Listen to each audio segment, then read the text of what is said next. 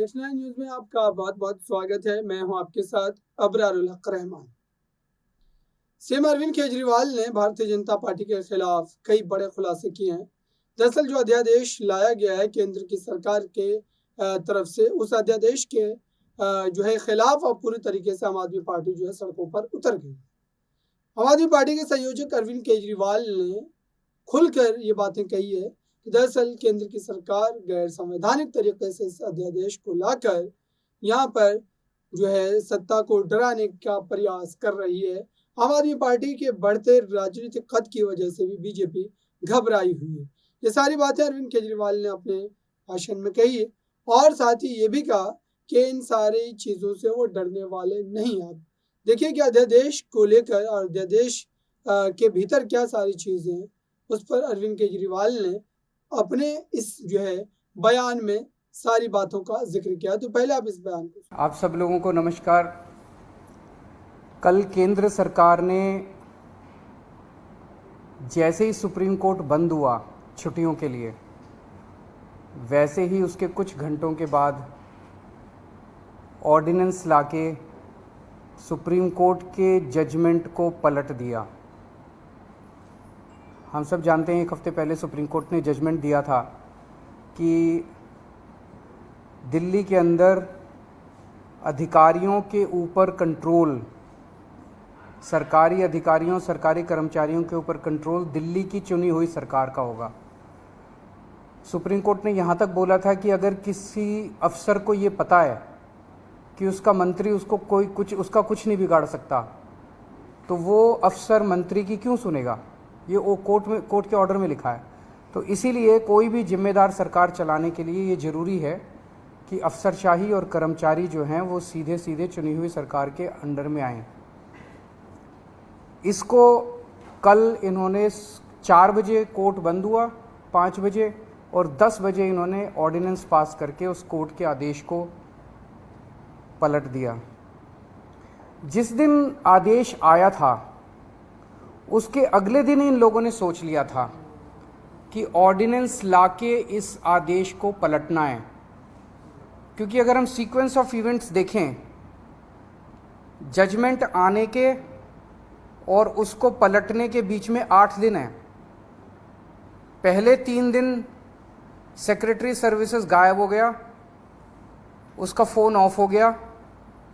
3 दिन के बाद सेक्रेटरी सर्विसेज निकलते हैं, कहते हैं मैं कोर्ट का ऑर्डर मानने को तैयार हूं।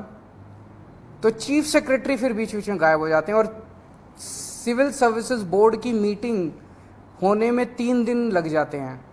फिर फाइनली जब सिविल सर्विसेज बोर्ड की मीटिंग होती है और एलजी के पास प्रस्ताव भेजा जाता है तो 2 दिन एलजी साहब बैठ जाते हैं उसके ऊपर। 8 दिन इन लोगों ने इस तरह से बिता दिए। ये सारे के सारे कोर्ट के बंद होने का इंतज़ार कर रहे थे कि कब कोर्ट बंद होगा, कब कोर्ट की छुट्टियां होगी और कब हम अध्यादेश लाएंगे। तो प्रश्न ये उठता है कि ये कोर्ट के बंद होने का इंतज़ार क्यों कर रहे थे कि जब कोर्ट बंद होगा तब हम अध्यादेश लाएंगे। पहले ले आते, जब कोर्ट की छुट्टियां नहीं चल रही थी, जब कोर्ट खुला था, जिस दिन अध्यादेश आया 3 दिन बाद, 4 दिन बाद, 5 दिन बाद ले आते, क्योंकि ये अंदर दिल के अंदर जानते हैं कि ये अध्यादेश पूरी तरह से गैर कानूनी, गैर संवैधानिक और जनतंत्र के खिलाफ है।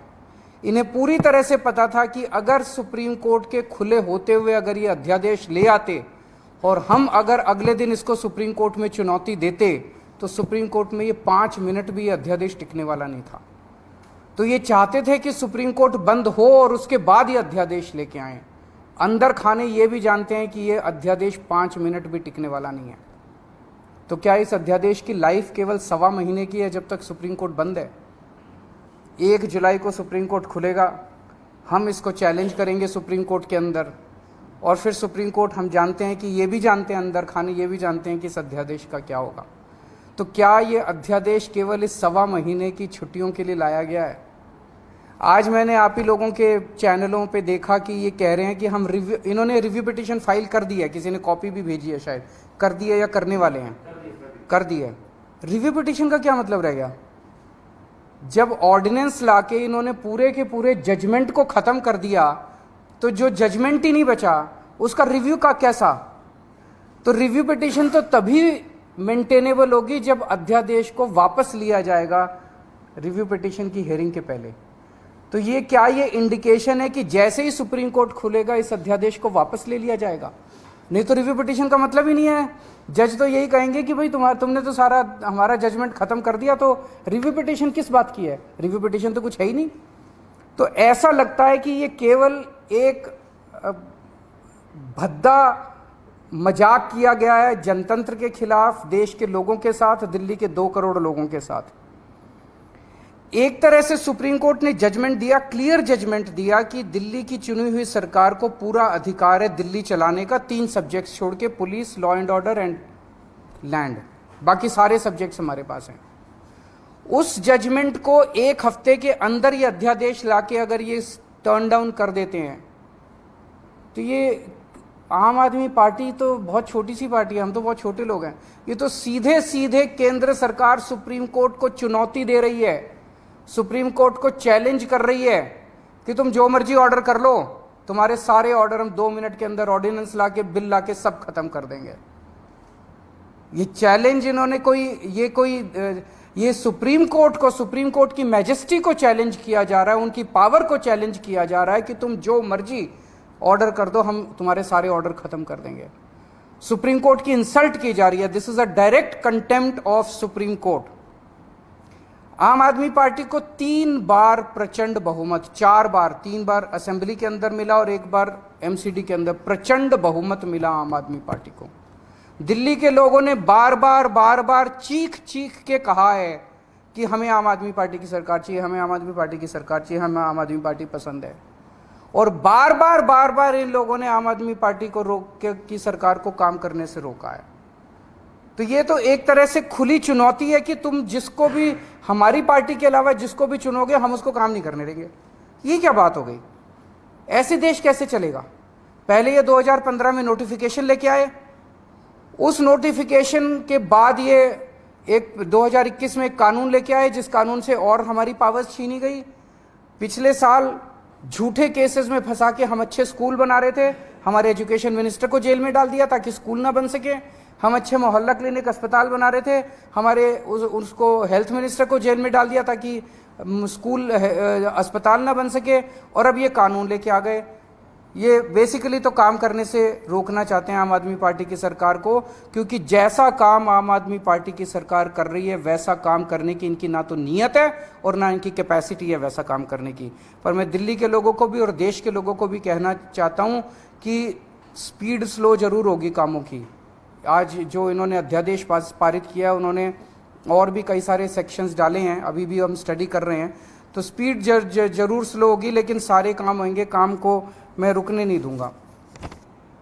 ये अध्यादेश दिल्ली के 2 करोड़ लोगों को बीजेपी ने एक तरह से तमाचा मारा है। बीजेपी का कहना है तुम जिस भी सरकार को चुनोगे, चुन के देख लो, हम काम नहीं करने देंगे, हम काम रोकेंगे, हम तुम्हारी सरकार को काम नहीं करने देंगे। ये तो दिल्ली के लोगों को का अधिकार है अपनी सरकार चुनने का। भाई संविधान देता है अधिकार कि आप जिस मर्जी को वोट देके चुनो। वो कह रहे हैं कि जिसको भी चुनोगे हम तुमको काम नहीं करने देंगे। आम आदमी पार्टी छोटी पार्टी है, हम बहुत छोटे लोग हैं।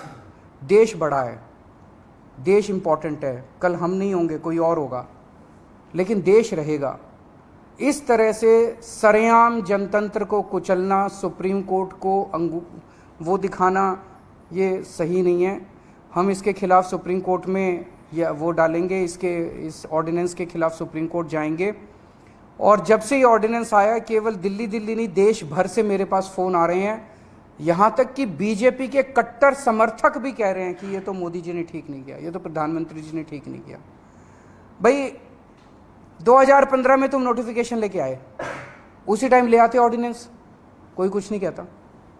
8 साल के संघर्ष के बाद दिल्ली के लोगों ने संघर्ष किया, आम आदमी पार्टी की सरकार ने संघर्ष किया। संघर्ष करने के बाद सुप्रीम कोर्ट ने जब इतना साफ फैसला दे दिया, उस फैसले को तुम पलट देते हो और तुम कहते हो हम सुप्रीम कोर्ट को नहीं मानते। तो आपने सुना, अरविंद केजरीवाल लगातार यही कह रहे हैं कि भारतीय जनता पार्टी के द्वारा लाए गए इस अध्यादेश को पूरी तरीके से जो है स्वीकार करना चाहिए और इसके खिलाफ वो जो है जमकर आंदोलन भी करेंगे, इसका विरोध भी करेंगे।